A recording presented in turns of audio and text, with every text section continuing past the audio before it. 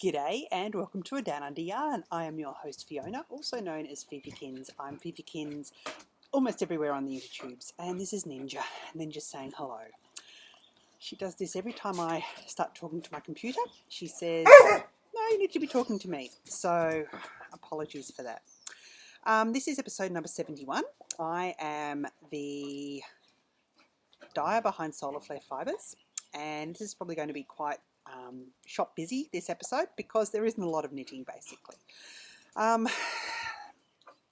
It's been ages since I recorded, and it's probably because I've been busy trying to get ready for the zombie knit apocalypse. This time next Sunday I will be in the air somewhere over the Pacific Ocean on my way to America.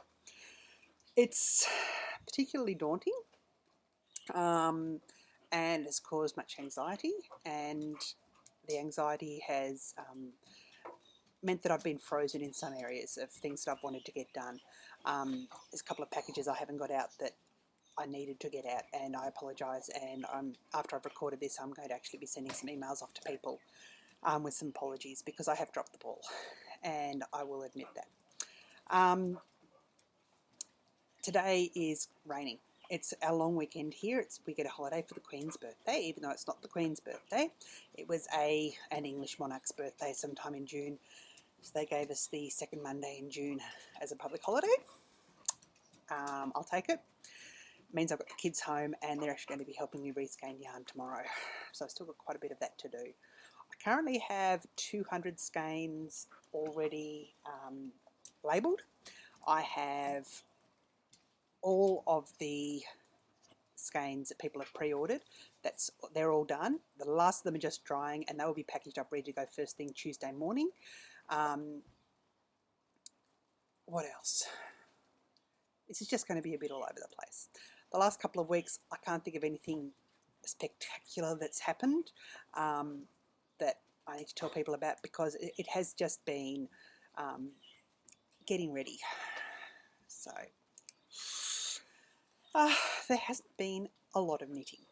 In fact, there's been hardly any, compared to normal. I was looking at my knit meter, and it is quite down on what it was last year for this time. I'm sort of doing stash, but I don't know if I'm going to get there. If I finish off some projects that have been on the needles for a while, I might, but you never know. So the first thing, I do have a finished object. No, I was going to, finished object first. I'm going to do some Administralia towards the end. Okay, and it's preemptive Administralia as well. Anyway, I have a finished object. I finished the little Milo vest I was knitting. That's probably a pretty good representation of it.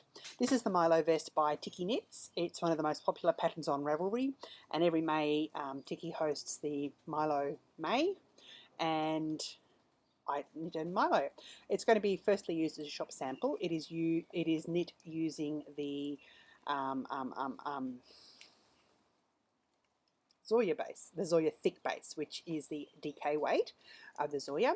The Zoya base has 2 plies of superwash, 2 plies of merino, 1 ply of superwash merino, and of course that takes up the dye differently, so it means that it comes out differently. I've got so much yarn sitting around me. For instance, this is the normal Zoya base, the fingering base, and you can see there, that's the lavender colourway. You can see how it takes up the dye differently.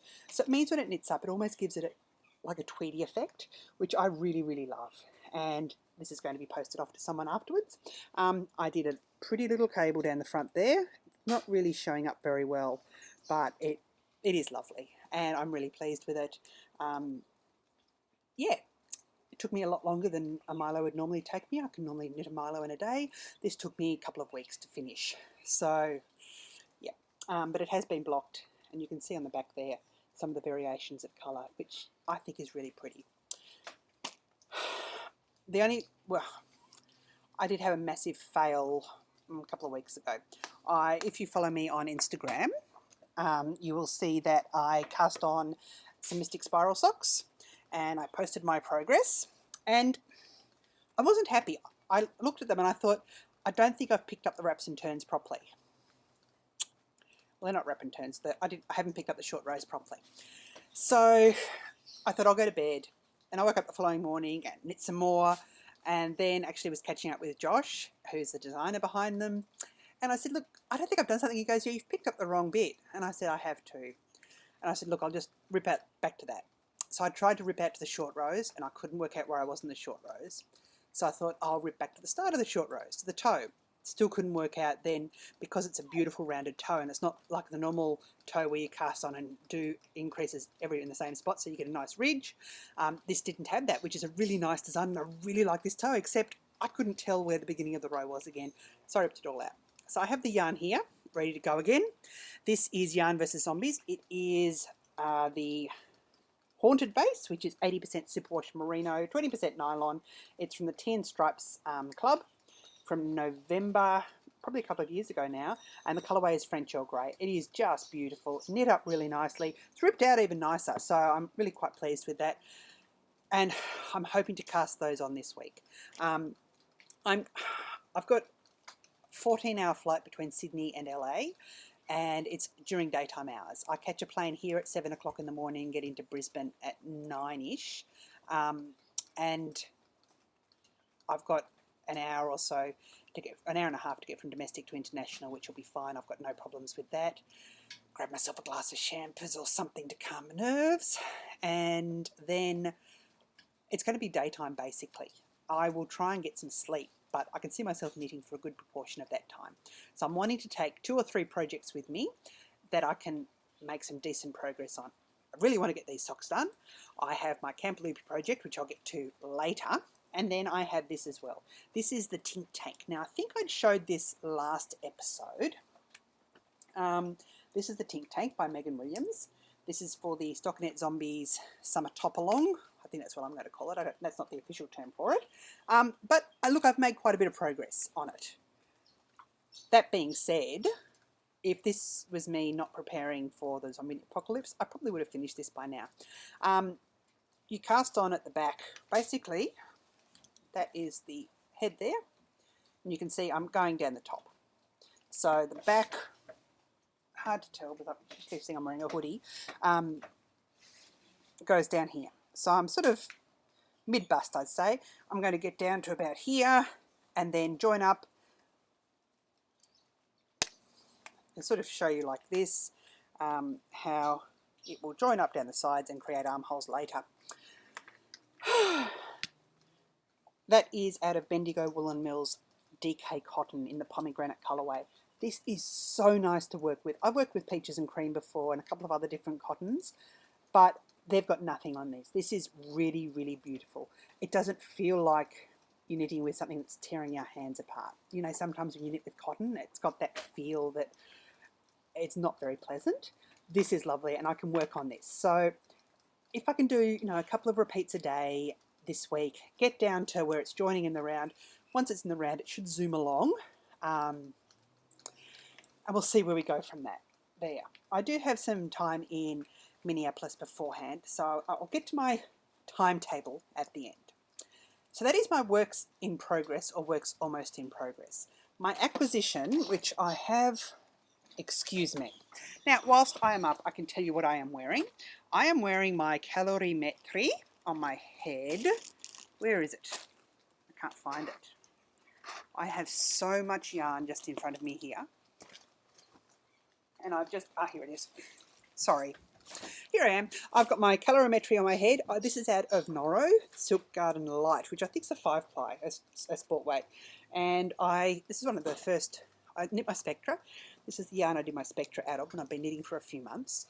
And calorimetry calls for a worsted weight, and I adapted it to do it in a sport weight. And I'm wearing it today because not only is it cold, but I didn't wash my hair.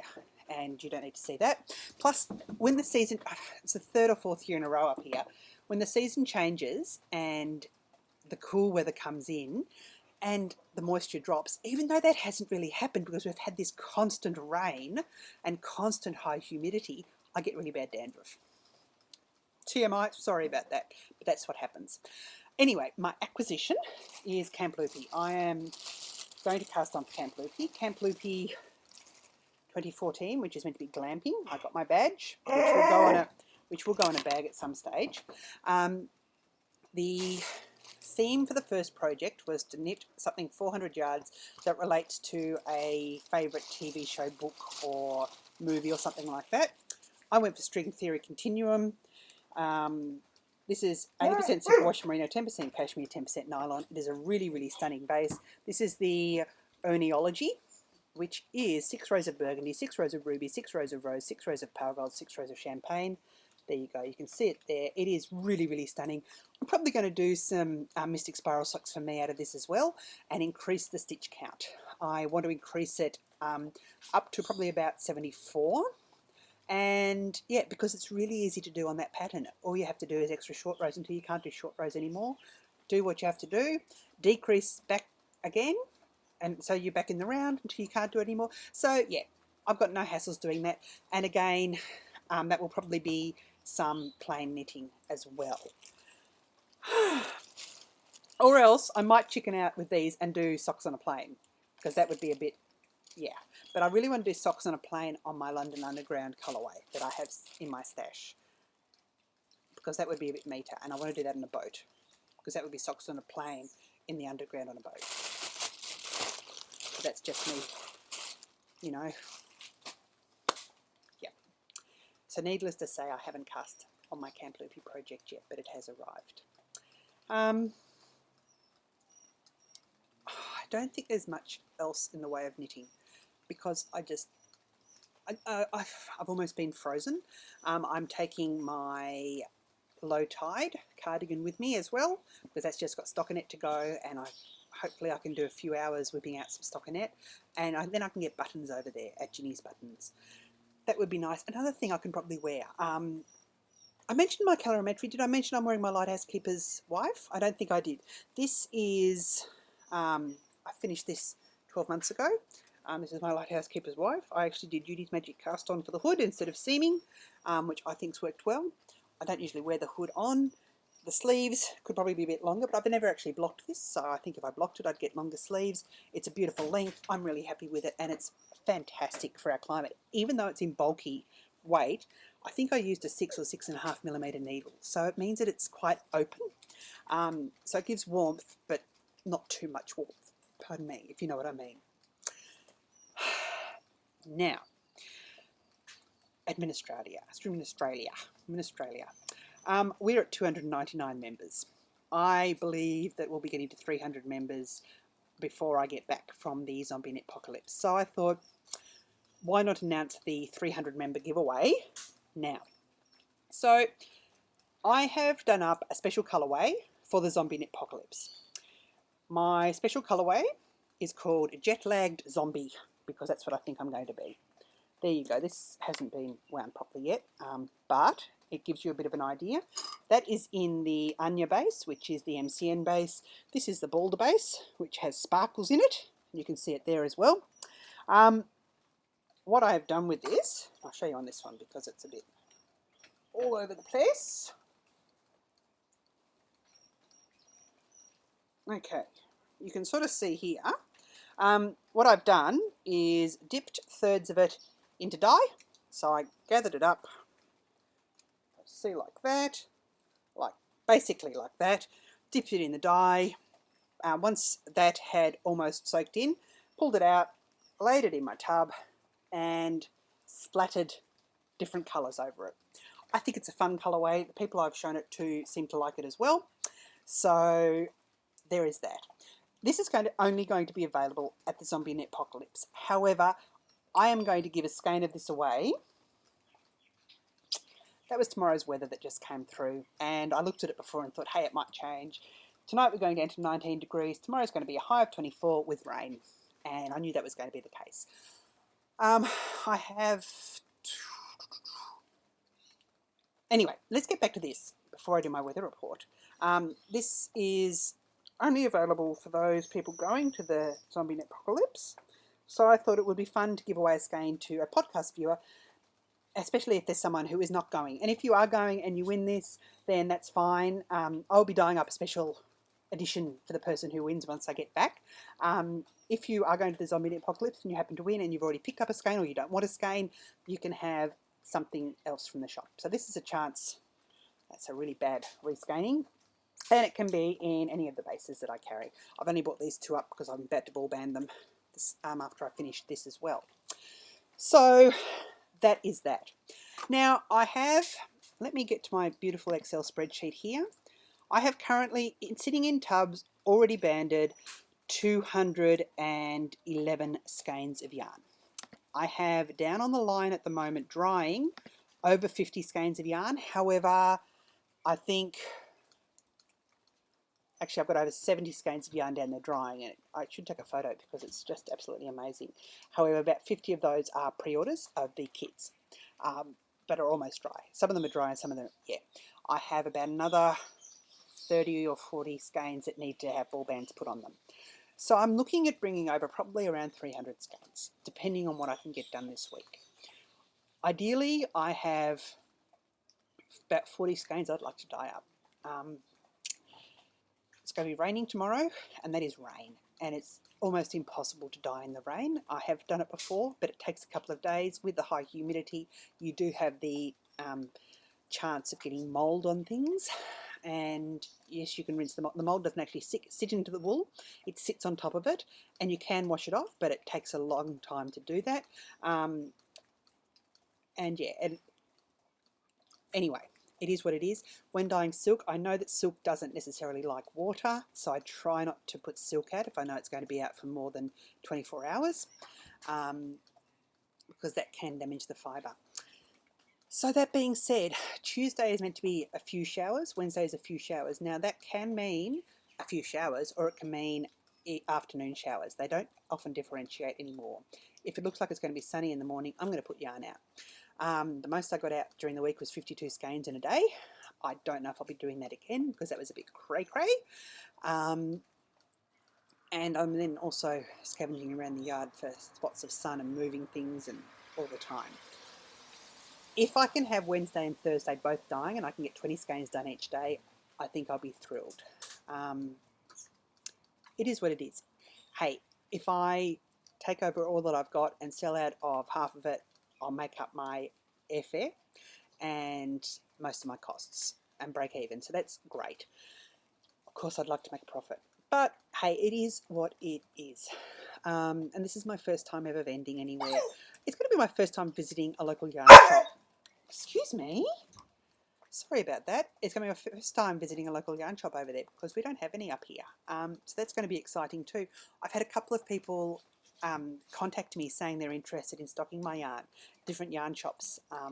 So I'm going to be talking to them when I get back. It's all really, really, really exciting, but it's still a journey and an adventure, and I'm learning a lot. I'm making mistakes.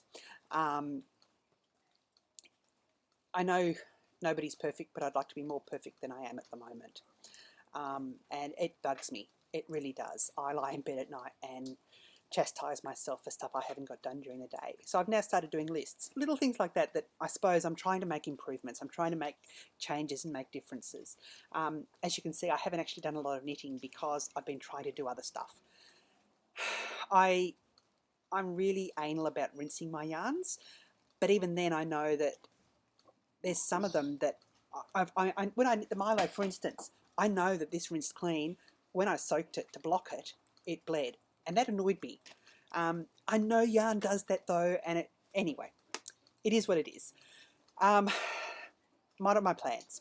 I leave here next Sunday morning. I get into LA before I leave at I think 6 o'clock in the morning. I actually get into LA before I leave Cairns, I think. I was looking at the timetables and the flights have all been getting in 15-20 minutes early, the Qantas flight I'm on. So that arrives in LA. I have about 2 hours before I get a connecting flight to Minneapolis. I'm going direct from LA to Minneapolis. I'm really pleased with that. I know I've got to get from the international terminal down to the terminal on the end. I think it's Terminal E. I can't quite remember. I've looked at maps. I have no idea. I'm hoping there is Wi-Fi there.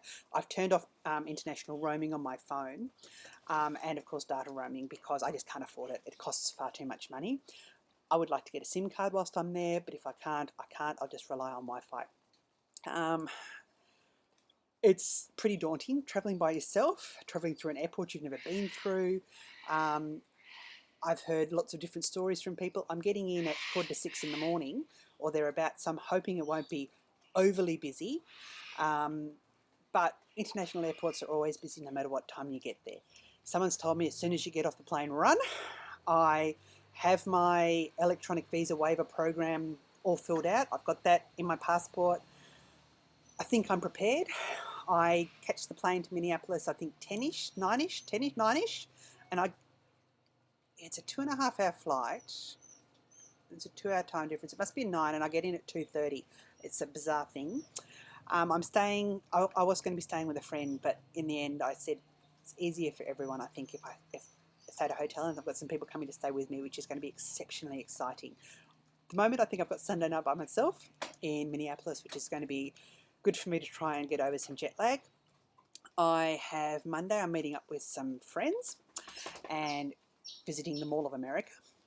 Tuesday, I think I'm doing some travelling around to some different sites with some people, looking at tea shops, which I'm very excited about. And then Wednesday, we're going to visit Stephen B's before we head down to the zombie apocalypse. So down there, we get there Wednesday afternoon. Thursday, Friday, I'm booked into a couple of the classes, and Saturday is the vending market. Then Sunday is the teary day of goodbyes, which I think will be very hard. And then Sunday night, I'm staying at the Minneapolis hostel, youth hostel, and flying out Monday just after lunch, I think. So I might be able to get some stuff done Monday morning, some last-minute shopping or something. But I'll also have Sunday afternoon as well, I think. So it's very cray-cray. I'm really blocking it into a short amount of time. One of the reasons for this is because I want to make sure that every day I'm doing something relating to yarn, because then the whole trip becomes a tax deduction, and I don't have to work out that, yes, I was away for 10 days, but 1/10 of it is personal expenditure. Because I'm actually meeting up with people on the Monday and Tuesday as well before I get down there on the Wednesday, then I will be able to claim it as a tax deduction, which is great for the business. So I've ordered my space bags. I didn't get to the post office on Thursday or Friday, so I assume they are here. I will be putting them inside my suitcases and vacuuming all the air out, and hoping that the suitcases are big enough and they don't get too big, they don't get too heavy. I should be able to, if I'm only taking 30 kilos of yarn, I think I should be able to get by with just the 2 suitcases and not have to take any excess luggage, which would save me money, which I would really appreciate. The shop will be coming down on Tuesday morning. That is when I will be closing the shop. I have a couple of shop emails that I've just come across, shop messages, that I'm getting back to people after I've done this as well. And then I can close the shop. The shop inventory will then all be coming with me as well. I think that's it. Yes, I'm a bit all over the place, and I do apologise for that. I don't think I will record this week. However, I'm hoping to get some snippets of my travels to put an episode up pre-Nepocalypse, even if I sort of edit that when I get there. So it might have some of me sky high Fifi. Yeah, and I will put photos. I'll have lots of photos on Instagram, lots of photos, and other photos that possibly will go through to my Flickr account, Facebook, Twitter, everywhere that I am. So please feel free, ignore it if you're not interested, and I do apologise if it is very apocalypse heavy. But yeah, it's what I've been up to. So until next time, I'm going to say uru, cheers, bye.